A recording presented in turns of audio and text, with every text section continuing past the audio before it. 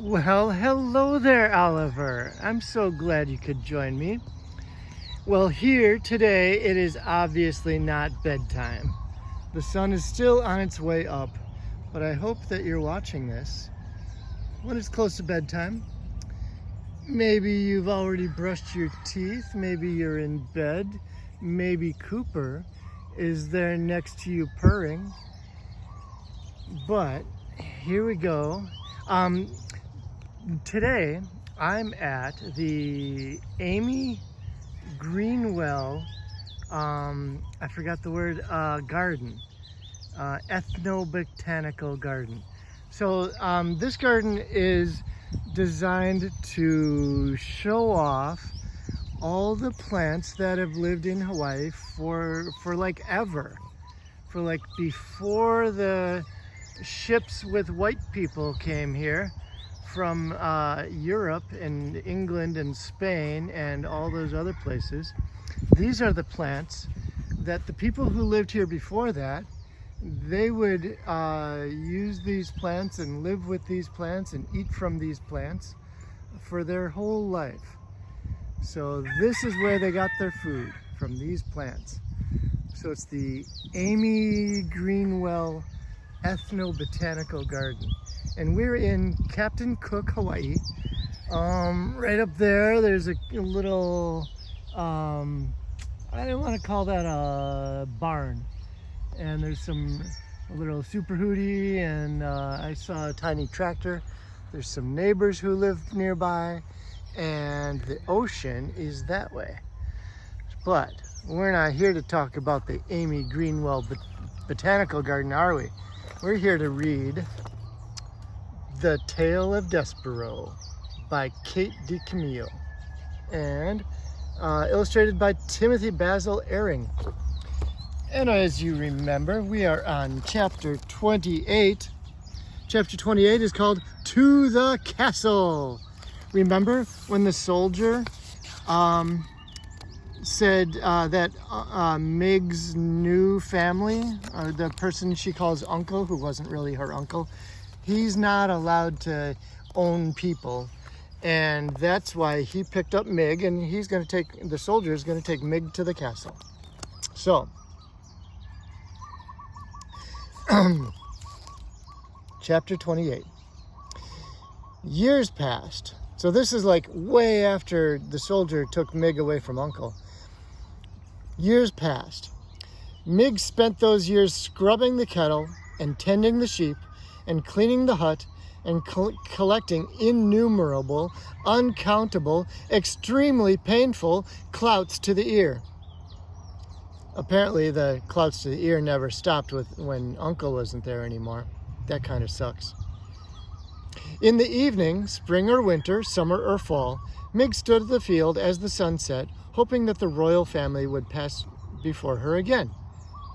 Hey, you know what? I'm really sorry. I'm on the wrong chapter. Darn it. We already read chapter 28. Okay, here we go. Chapter 29. Okay, so years after Mig saw the princess on her pony, that's when the soldier came. Okay, so here we go. Start with the curtsy and finish with the thread. Chapter 29. Start with the curtsy and finish with the thread. Miggery Sow's luck continued.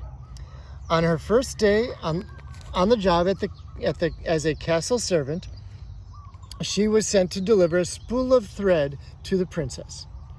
Mind, said the head of the serving staff, a dour woman named Louise, she is royalty, so you must make sure you curtsy. How's that? Shouted Mig. You must curtsy, shouted Louise. Gower, said Mig. Yes'm. All right. Mig took the spool of thread from Louise and made her way up the golden stairs to the princess's room, talking to herself as she went. Here I am, off to see the princess, me, Miggery Sow, seeing the princess up close and personal like. And first off, I must curtsy because she is the royalty. So Mig it's like she's meeting her superstar. What a lucky girl. At the door to the princess's room, Mig had a sudden crisis of confidence. She stood a moment, clutching the spool of thread and muttering to herself. Now, how did that go? She said. Give the princess the thread and then give her a curtsy? No, the curtsy first and then the thread. That's it. Gar, that's right. That's the order. Start with the curtsy and finish with the thread. She knocked at the princess's door. Enter, said the pea.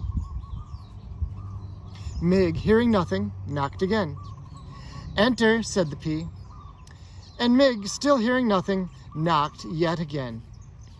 Maybe, she said to herself, the princess ain't home. But then the door was flung wide open, and there was the princess herself staring right at Miggery Sow. Gar, said Miggery, her mouth was hanging open. Hello, said the pea. Are you the new serving maid? Have you brought me my thread? Curtsy I must, shouted Mig. She gathered her skirts, dropped the spool of thread, stuck a foot out, stepped on the spool, rocked back and forth for what it seemed like quite a long time. Both the watching princess and the rocking Mig. They both thought it was quite a long time. And then finally, Mig fell to the floor with a Miggish thud. Whoopsie, said Miggery Sow. And the pea could not help it. She laughed. That's all right, she said to Mig, shaking her head. It's the spirit of the thing that counts. How's that? Shouted Mig. It's the spirit of the thing that counts, shouted the pea. Thank you, miss, said Mig. She got slowly to her feet. She looked at the princess, and she looked down at the floor. First the curtsy, and then the thread, she muttered. Pardon, said the pea. Gar, said Mig. The thread. She dropped to her hands and knees to locate the spool of thread. When she found it, she stood back up and offered it to Pea. I brought you your thread, didn't I? Oh, here's a picture of Miggery falling on the spool of thread. The words says, and whoopsie, says Miggery Sow. The thread is flying up in the air, and so is Miggery. Look at that. So, Miggery said, I brought you your thread, didn't I? Lovely, said the princess, as she took the thread from Mig. Thank you so much. I cannot seem to hold on to a spool of thread. Every one I have disappears somehow. Are you making a thing? Asked Mig, squinting at the cloth in the pea's hand. I'm making a history of the world, my world, said the pea, in tapestry. See? Here's my father, the king, and he is playing the guitar because that is something he loves to do and does quite well. And here's my mother, the queen, and she is eating a soup because she loved soup. Soup! Gore! That's against the law.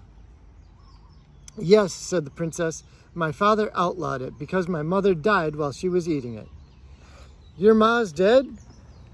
Yes, said the pea. She died just last month. She bit her bottom lip to stop it from trembling, so Pea was almost going to start crying. Ain't that the thing, said Mig. My ma's dead too. And the pea asked, how old were you when she died? Bold was I, said Mig, taking a step back away from the princess. I'm sorry then. No, how old? How old were you? Shouted the pea. Not but 6, said Mig. I'm sorry, said the princess. She gave Mig a quick, deep look of sympathy. How old are you now? 12 years. So am I, said the princess. We're the same age. What is your name? She shouted. Miggery. Miggery Sow. But most just calls me Mig. And I saw you once before, princess. You passed me by on a little white horse. On my birthday it was, and I was in the field with Uncle's sheep, and it was sunset time. Did I wave to you? Asked the princess. Eh? Did I wave? Shouted the pea. Yes, nodded Miggery. But you didn't wave back, said the princess. I did, said Mig, only you didn't see. Someday I will sit on a little white horse and wear a crown and wave. Someday, said Mig, and she put up a hand to touch her left ear. I will be a princess too.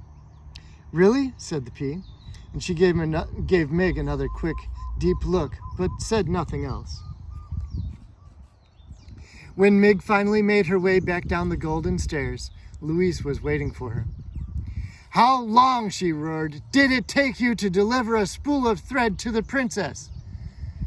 Too long, guessed Mig. That's right, said Louise, and she gave Mig a good clout to the ear. You are not destined to be one of our star servants. That is already abundantly clear. No, ma'am, said Mig. That's all right, though, because I aim to be a princess. You? A princess? Don't make me laugh. And this, reader, was a little joke on Louise's part, as she was not a person who laughed. And not even at the notion of as ridiculous as Miggery Sow becoming a princess. All right, well, that is the end of chapter 29. And I don't know if you remember this, Oliver, but princesses are the only way they get to be a princess. Well, there's two ways. One way to be a princess is if you are the daughter of a king, and the other way is if you marry a prince who is the son of a king.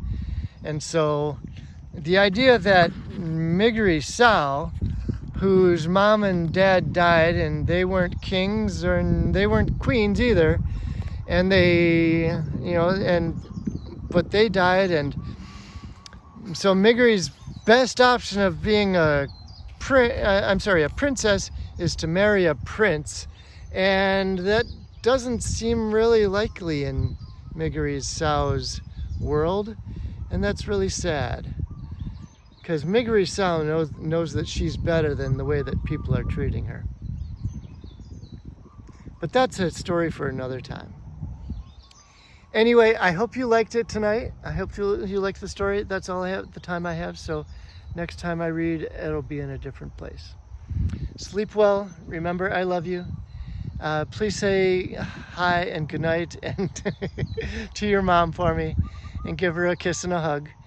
I miss you both, and I hope I see you soon. Take care. Sleep well.